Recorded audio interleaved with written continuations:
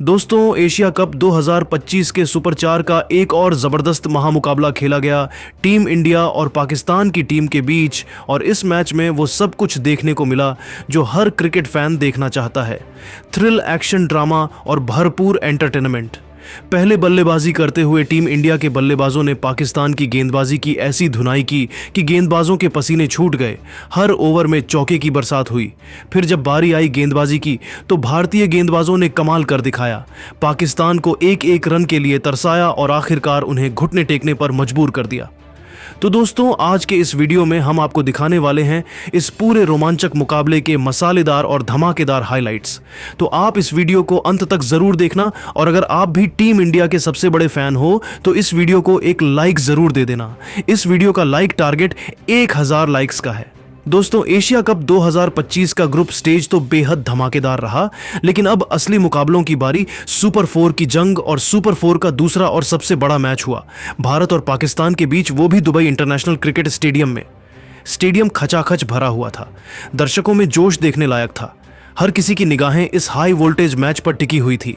Match की शुरुआत toss से हुई और किस्मत एक बार फिर भारत के कप्तान सूर्य कुमार यादव पर मेहरबान रही। सूर्या ने टॉस जीतकर बिना किसी हिचकिचाहट के पहले बल्लेबाजी करने का फैसला किया और पाकिस्तान को गेंदबाजी का न्योता दे दिया। इस फैसले के बाद पूरे स्टेडियम में तालियां गूंज उठीं। भारत की प्लेइंग 11 में आज बड़ा बदलाव देखने को मिला, क्योंकि जसप्रीत बुमराह और वरुण चक्रवर्ती की शानदार वापसी हो चुकी थी।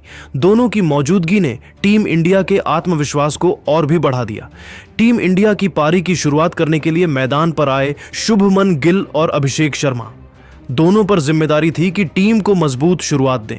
शुरुआत में सबको लगा कि दोनों बल्लेबाज थोड़े संभल कर खेलेंगे, लेकिन अभिषेक शर्मा का इरादा कुछ और ही था। पहले ही ओवर में उन्होंने पाकिस्तान के गेंदबाजों पर धावा बोल दिया।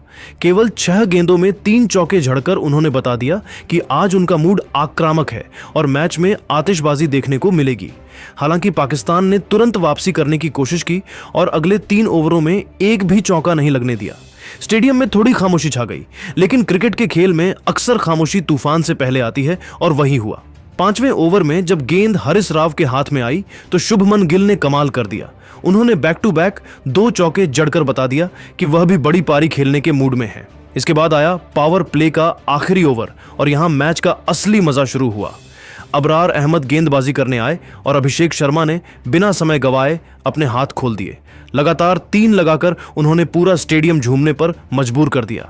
भारतीय फैंस खड़े होकर नाचने लगे और पाकिस्तान की टीम के चेहरे पर टेंशन साफ दिखने लगी। पावर प्ले खत्म होने तक टीम इंडिया बिना कोई विकेट गंवाए 58 रन बना चुकी थी। यह एकदम परफेक्ट शुरुआत थी, लेकिन क्रिकेट में खुशियां ज्यादा देर टिकती नहीं। 8वें ओवर में भारत को पहला झटका लगा। हैरिस रऊफ की एक बेहतरीन गेंद ने शुभमन गिल को क्लीन बोल्ड कर दिया। शुभमन ने 31 रन बनाए और अपनी टीम को मजबूत शुरुआत दिलाई। उनका विकेट गिरते ही पूरे स्टेडियम में एक पल के लिए सन्नाटा छा गया, लेकिन भारतीय फैंस को पता था कि अभी बहुत दमदार बल्लेबाजी बाकी है।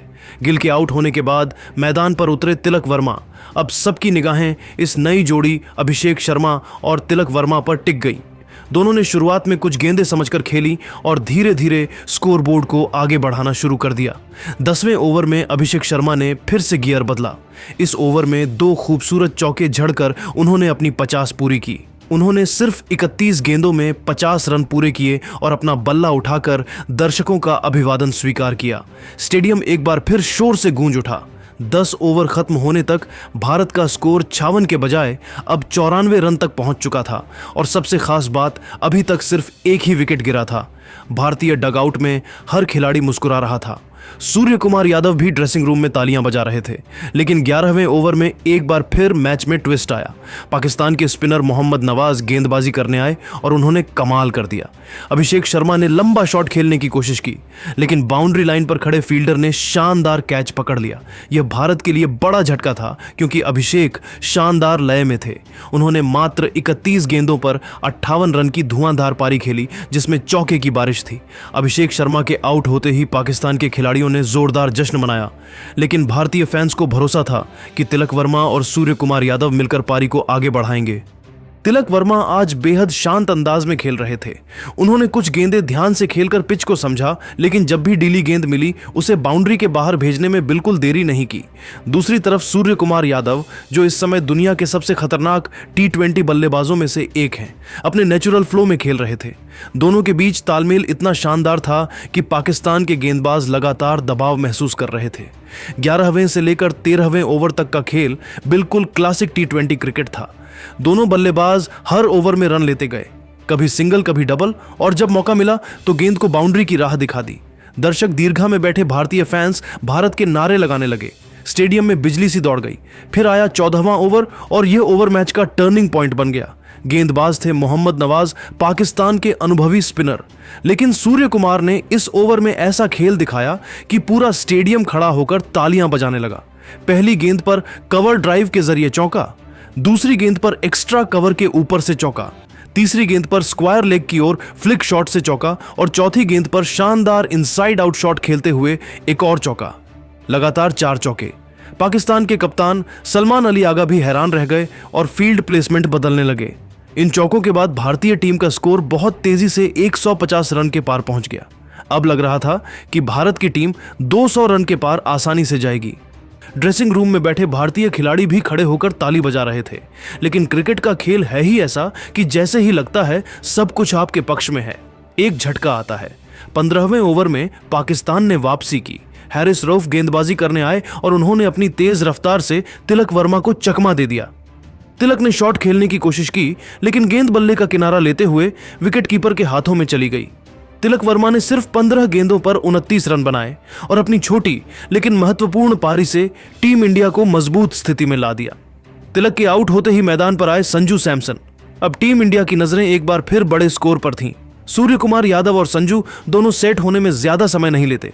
दोनों ने मिलकर पाकिस्तान के गेंदबाजों पर दबाव बनाना शुरू कर दिया। 17वां ओवर आया फहीम अशरफ के हाथ में और इस ओवर में सूर्य कुमार यादव ने अपना क्लास दिखाया। पहली गेंद पर शानदार पुल शॉट के जरिए, तीसरी गेंद पर कवर ड्राइव से चौका और 5वीं गेंद पर एक और लंबा। इस ओवर में कुल 18 रन बने। पूरा स्टेडियम गूंज उठा। फैंस की आवाज इतनी तेज थी कि कमेंट्री बॉक्स में कमेंटेटर्स की आवाज दबने लगी। इसके बाद 18वां ओवर आया और इस बार कमान संभाली संजू सैमसन ने। पाकिस्तान ने गेंदबाजी के लिए सुफियान मुकीम को बुलाया, लेकिन संजू ने उन्हें बिल्कुल नहीं बख्शा। लगातार 2 लगाकर उन्होंने भारत को 200 रन के पार पहुंचा दिया। इन 2 के बाद भारतीय फैंस में खुशी की लहर दौड़ गई। अब साफ लग रहा था कि भारत एक बहुत बड़ा स्कोर खड़ा करने वाला है। फिर 19वां ओवर आया और गेंद थी शाहीन अफरीदी के हाथ में। सबको उम्मीद थी कि शाहीन अपने यॉर्कर और स्लोअर गेंदों से रन रोकेंगे, लेकिन सूर्य कुमार के सामने उनका कोई प्लान काम नहीं आया। सूर्य कुमार यादव ने इस ओवर की दूसरी और तीसरी गेंद पर लगातार 2 चौके जड़ दिए और 5वीं गेंद पर एक शानदार हेलीकॉप्टर शॉट लगाकर मार दिया। पाकिस्तान के फील्डर्स बस गेंद को बाउंड्री के पार जाते हुए देखते रह गए। अब बारी थी 20वें और आखिरी ओवर की। संजू सैमसन इस ओवर में भी पूरी तरह आक्रामक मूड में थे। पहली 3 गेंदों पर उन्होंने 3 चौके लगाकर दर्शकों का पूरा मनोरंजन कर दिया। हालांकि आखिरी गेंद पर वह आउट हो गए, लेकिन तब तक भारत का स्कोर बेहद मजबूत स्थिति में पहुंच चुका था। आखिरकार 20 ओवर खत्म होने के बाद भारत का स्कोर था 235 रन। पाकिस्तान के सामने अब 236 रनों का पहाड़ जैसा लक्ष्य था। इस पिच पर दुबई के इस बड़े मैदान में यह स्कोर बेहद मुश्किल लग रहा था। भारत की ओर से सबसे शानदार पारी खेली कप्तान सूर्य कुमार यादव ने। उन्होंने सिर्फ 28 गेंदों पर 63 रन बनाए और पूरी पारी में पाकिस्तानी गेंदबाजों पर हावी रहे। दूसरी ओर संजू सैमसन ने भी सिर्फ 12 गेंदों पर 31 रन की तूफानी पारी खेली। उनके शॉट्स इतने दमदार थे कि पाकिस्तान के फील्डर्स बस देख सकते थे, रोक नहीं सकते थे।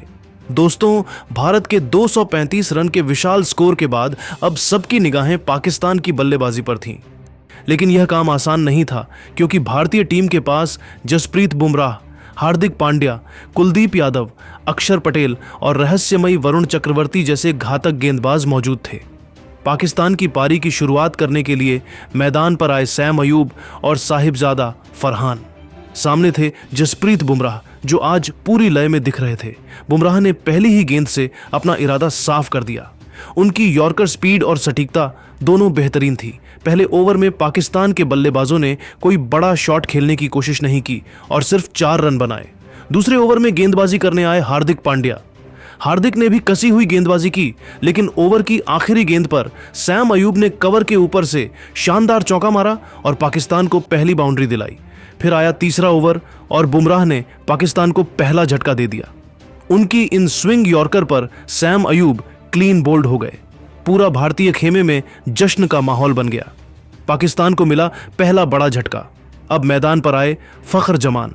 सभी को पता था कि अगर पाकिस्तान को यह मैच जीतना है तो फखर जमान को बड़ी पारी खेलनी होगी, लेकिन चौथे ओवर में हार्दिक पांड्या ने उन्हें ज्यादा समय क्रीज पर टिकने नहीं दिया।